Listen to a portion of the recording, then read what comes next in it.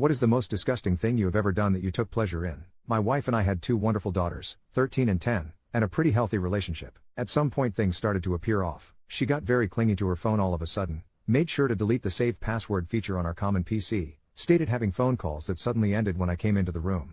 You can probably guess what it was. Now having 15 years of marriage behind us, I was hoping it wasn't what it obviously seemed to be. So one day when she told me she was going to spend some time with the girls, I decided to follow her. Sure enough, I find her driving to a hotel to meet with a guy I will call Steve. To say it was a gut punch was an understatement. I literally cried for an hour straight. After I was done with my self-wallowing phase, I decided the best course was getting even. I thought of several scenarios that may or may not have involved me hurting Steve. Eventually I decided to do things more civilly and more importantly legally, but only just. So the first part of the plan was gathering evidence. I could have just gotten a pie, but I had something better in mind. So one day when my wife was at her job and the kids at school, I installed some small secret cameras and microphones I had bought. Due to the setup of our bedroom, I even managed to get one perfectly overlooking the bed. I didn't however use them while I was at home. So a couple of days pass, when I proposed to my wife that the second to next weekend I should take the girls on a trip and stay a night too. I more often than not was the one cooking. I took a far more active role in raising the girls and showed them a lot more patience and attention. She was usually busy working or drinking, so me going alone with the girls on a trip wasn't that weird. So 2 weeks pass, in which time I get my affairs in order and contact a lawyer to write up a separation agreement that would involve me keeping residents in custody.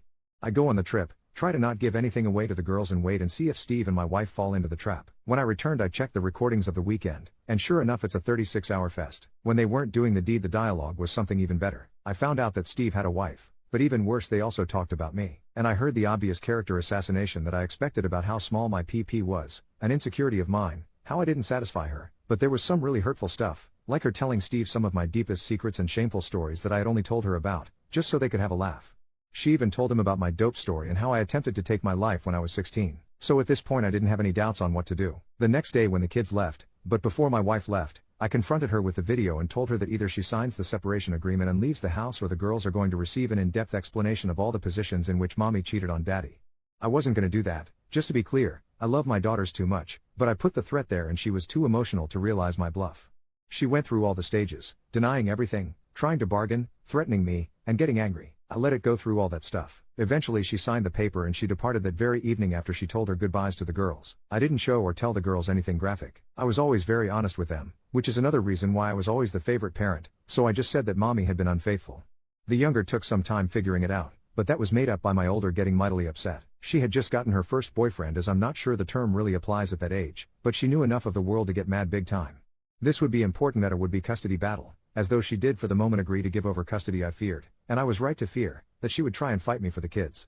What I didn't expect was for her to use her visitation rights to talk crap about me. Basically she started telling my younger kid about how it was all my fault for not forgiving her. Her lawyer even started demanding she receive custody. So I finally activated my revenge plan. Enter trip to South Carolina. Why South Carolina? Simple. Fort Sumter. I really wanted my daughters to see it. I definitely did not go there because it is one of the last places where revenge porn isn't illegal, and where I could upload my wife and Steve's doings and intimate moments with no worries on the internet and other such sites, as you cannot be prosecuted for crimes that weren't illegal when and where they were committed. I especially made sure to include the clip where Steve could not get it up. I sent the links to my wife's employer, her clients, and everybody in her line of work just to be sure, to Steve's wife and to his firm. Steve soon got a divorce. I feel sorry for his wife as she was an innocent victim in all of this, but I think it's better that she found out. As for my wife, this was the end of any chance to get custody. She soon got fired from her job of 8 years. I got custody. Yes, due to her being unemployed, I got no alimony, but honestly I make enough money to sustain both me and the girls, so I don't care, and I'm good enough at caring for them and they are old enough to allow me to have a full-time job. Several months later, my wife is still unemployed. Last time I spoke to her wife she threatened to come and take my life and how this will be revenge for ruining hers.